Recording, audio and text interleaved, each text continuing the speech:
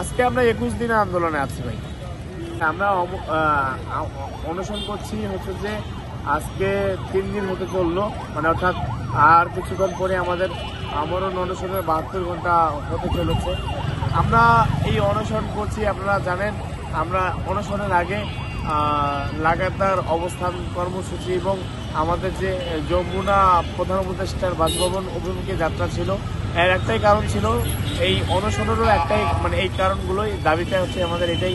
আমাদের আপনারা জানেন 5 দফা দাবি আছে। 5 দফা দাবির মূল কথাই হচ্ছে প্রতিবন্ধী ব্যক্তিদের কর্মসংস্থান নিশ্চিত করা। এখানে যারা শিক্ষিত প্রতিবন্ধী আছে, আপনারা আমাদের সংগঠনের নাম জানেন যে চাকরি প্রত্যাশী প্রতিবন্ধী গ্রাজুয়েট পরিষদ। এবারে তার মত হচ্ছে এখানে যারা আছে ম্যাক্সিমামই গ্রাজুয়েশন কমপ্লিট করা, ঢাকা বিশ্ববিদ্যালয়, চট্টগ্রাম বিশ্ববিদ্যালয়, জাহাঙ্গীরনগর কিংবা অন্যান্য পাবলিক বিশ্ববিদ্যালয়, ন্যাশনাল কলেজ থেকে যারা অনার্স মাস্টার্স শেষ করেছে।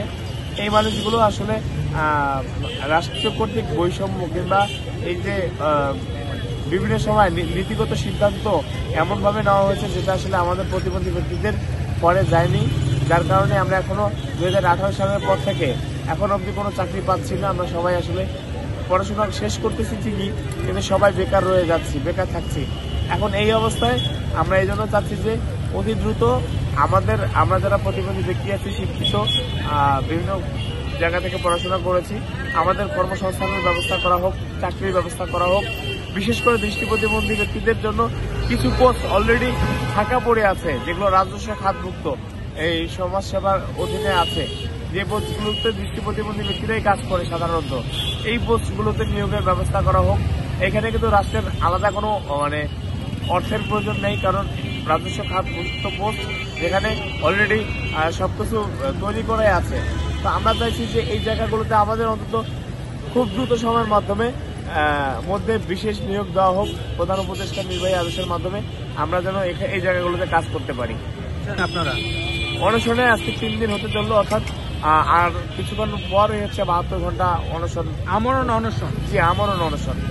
আমরা এই অনশন চালায় যাব যতক্ষণ আমাদের দাবিটা পূরণ না হবে।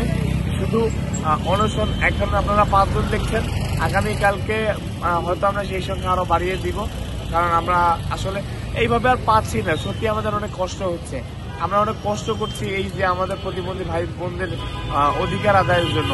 আমরা কিন্তু অনেক কিছু চাইছি না, আমাদের যে সাংবিধানিক অধিকার, আমাদের কর্মসংস্থানের অধিকার, আমরা সেটাই চাইছি।